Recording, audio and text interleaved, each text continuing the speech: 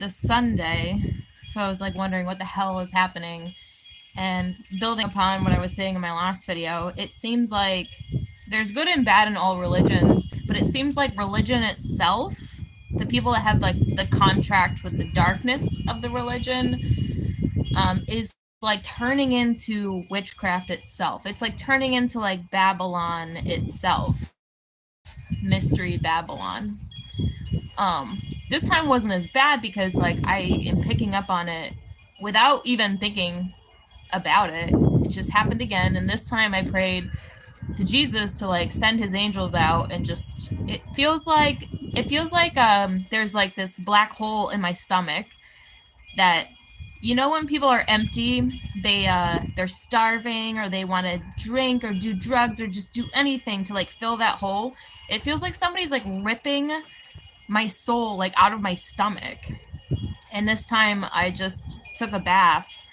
I got in the bath and I was just praying to God, like whatever energy is doing this to me, like I want to reverse it. I want to send all the angels out to attack, because something weird is happening to me. And it's interesting because most churches get out around 12:30 on Sundays. And immediately I felt everything being restored, like everything put back into my body, everything restored to harmony. And I had a weird dream last night, which isn't actually weird, but it was concerning, we'll talk about like the archetype of the man in this world who's been deceived by the Lilith, the Whore of Babylon type archetype. And it was like me in the house with the man of God and the Lilith, the Whore of Babylon. They're coexisting, they're living together, and I'm just in the house as a spirit, like observing them. And I'm like listening to their interactions, and then the man begins to speak to me, the spirit. And I said, "Oh my God, you can see me? Am I not invisible to you? You can hear me?" And he said, "Yeah, I can always see you. I can always hear you." He's like, "But she can't."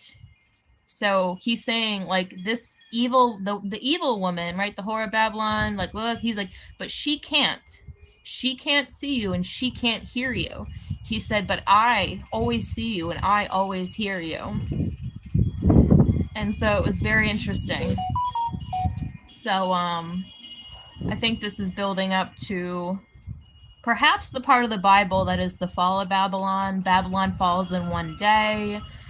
The beast throws off the whore. They refer to men in this world as the beast, like the little beasts. Like you guys have this dualistic, lukewarm relationship with God, and then you couple up with, or you take orders from, or you try to appease the opposing female to the mother, Eve.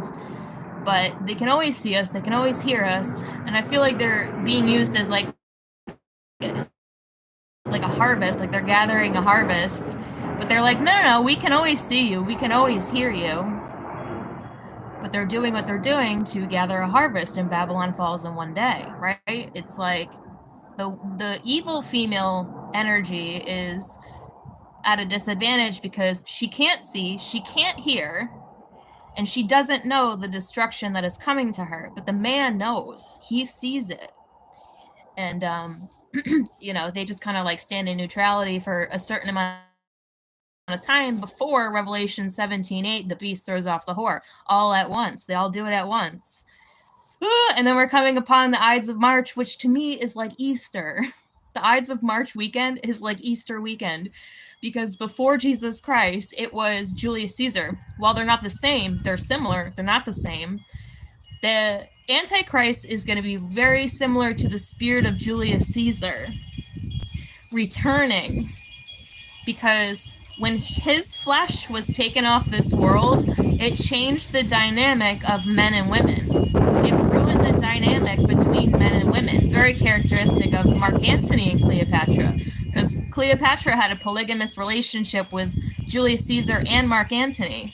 But when Julius Caesar, who was like a father figure to her, even though it was like her lover, it wasn't perverted though. He was older. He was 16 years older than her. When he died, it ruined everything. Their militaries began to fail, their relationships began to fail. And then 30 years after the death of Cleopatra, we got Jesus Christ to make this final covenant to seal the deal, to restore the people for the time that we are in now. This is why Ides of March are very important. What's up, Angels, Aliens, and Hybrid says, I see you. Made me feel that you got some serious stuff going on over there. It's gonna be, yeah, I'm always okay. I'm sort of laughing lately because when people are like, how are you? I'm like, when am I never not good? No, I'm always good. Hey, what's up, Michael? Blessings to you too. Good to see you. That's just it for now. So yeah, figuring it out.